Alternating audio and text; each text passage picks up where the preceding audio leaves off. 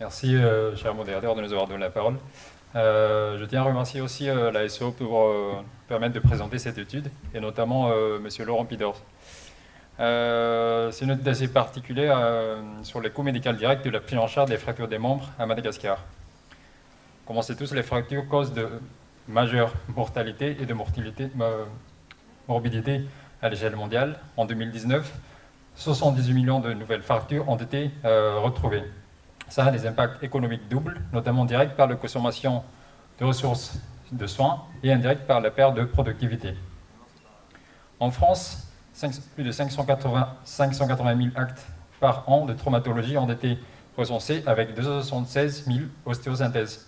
Aux États-Unis, le coût annuel de prise en charge des fractures est estimé à 57 milliards de dollars, s'ajoutant 69 milliards en perte de travail. Dans les pays à revenus faibles ou intermédiaires, le coût de soins lié au traumatisme est de 14 à 17 000 dollars en moyenne. À Madagascar, pour information, le SMIC est de 2,50 milliards, soit 59 € par mois. C'est pour ça que notre hypothèse était que le coût médical direct de la prise en charge des fractures des membres est largement supérieur aux capacités financières de la population malgache. L'objectif était d'évaluer le coût médical direct des fractures des membres, c'est déterminant les perspectives de réduction de la charge financière. Nous avons donc mené une étude prospective observationnelle monocentrique sur 1 an dans le CHU de Madagascar, incluant des fractures des membres avec traitement orthopédique et ou chirurgical. La somme des dépenses directes liées à la prise en charge était évaluée, comme les bilans préopératoires, les consommables chirurgicaux et anesthésiques, et aussi les implants. 59 patients ont été retenus, souvent jeunes, souvent des hommes, et surtout, plus de 88% n'avaient pas d'assurance maladie. Il avait surtout atteint l'atteinte des membres inférieurs, et notamment la cuisse et la hanche. La majorité des patients ont été traités chirurgicalement, et notamment par l'utilisation de plaques vissées comme ostéosynthèse. La durée moyenne du séjour était de 8,46 jours. En termes de coût moyen, cela s'élevait à 1 635 000 arrières, soit 333 €. Non, un tiers des cas étaient liés au matériel d'ostéosynthèse ou prothèse. Dans notre contexte, ce coût équivaut à 5,6 mois de salaire pour une population malgache. Ce coût est faible en valeur absolue à l'échelle mondiale, mais sur le ratio coût-SMIC qui est très défavorable. D'autant plus qu'en l'absence d'assurance maladie, qui était le plus souvent le cas chez nos patients, ces coûts étaient pris en charge personnellement, notamment par le vente des biens par l'aide des familles ou de prêts. Les études africaines ont été retrouvées qui étaient comparables à notre situation. Ces conséquences sont importantes avec un impact économique global, des fardeaux réels sous-estimés souvent liés aux causes indirectes ou aux conséquences indirectes telles que la perte de travail. Il a été retrouvé qu'un tiers de ces patients ne reprend pas le travail avant 1 an.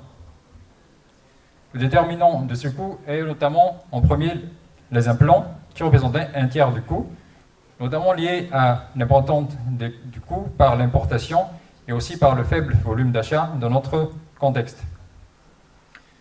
Dans cette revue de la littérature, dans plusieurs pays développés, c'était surtout le problème de gaspillage des implants, notamment dans cette étude britannique qui représentait 84% des interventions, où il y avait jusqu'à 20% des vis qui étaient inutilisées, qui représentaient 137 livres sterling par intervention.